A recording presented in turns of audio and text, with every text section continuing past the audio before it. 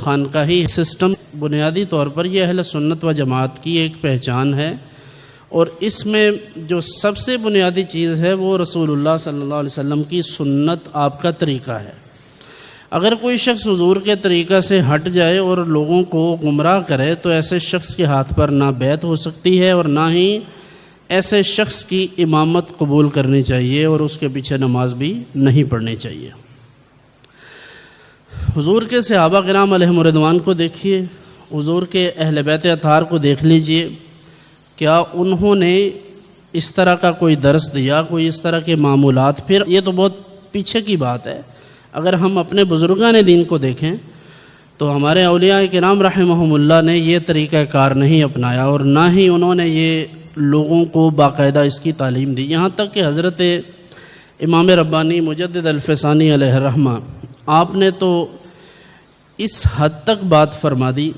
فرمایا کہ اولیاء کرام کے، صوفیاء کرام کے وہ احوال کہ جب وہ اللہ تعالیٰ کی تجلیات میں مستغرق ہوتے ہیں اور ان کا دھیان مخلوق سے ہٹ جاتا ہے اور وہ اپنے آپ سے بے خبر ہو جاتے ہیں، مغلوب الحال ہو جاتے ہیں، ان کی اس وقت کی وہ جو باتیں اور ان کے اعمال ہیں ان کو بھی لوگوں کے سامنے دلیل کے طور پر پیش نہیں کرنا چاہیے، اس لیے کہ وہ بھی انسان ہیں، ان سے بھی کوئی ایسی بات ہو سکتی ہے، اور اگر کوئی ایسی بات کر جائے جو خلاف شرع ہو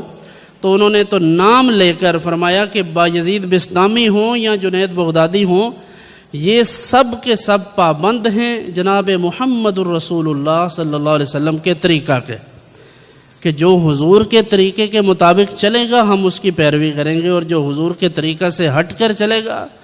ہمارے لیے وہ قابل قبول نہیں ہوگا۔ حالانکہ یہ بزرگان دین بایزید بستامی یا جنید بغدادی یا خواجہ ابو منصور ماتریدی یا دیگر یہ جو حضرات ہیں، ان کے احوال تو یہ ہیں، ایک لمحے کے لیے بھی ان کی زندگی سے کوئی ایسا پہلو، کوئی ان کا لمحہ نہیں ملتا کہ جس میں انہوں نے رسول اللہ صلی اللہ علیہ وسلم کی سنت سے کوئی انحراف کیا ہو، حضور کی سنت مطہرہ سے دوری کا لوگوں کو درس دیا ہو،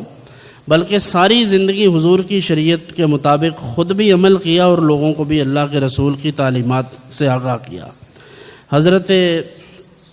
امام جعفر الصادق، حضرت امام زین العابدین، یہ ائمہ اہل بیت اطہار، کیا ان سے بڑھ کر کوئی اللہ کا مقرب ہو سکتا ہے؟ تو جنہیں اللہ کا قرب نصیب ہوا وہ فقط اس وجہ سے کہ وہ رسول اللہ صلی اللہ علیہ وسلم کی سنت پر عمل کرنے والے تھے، حضور کی شریعت کو چھوڑ کر، آپ کی سنت مطہرہ کو چھوڑ کر کوئی راستہ اللہ کی طرف نہیں جاتا۔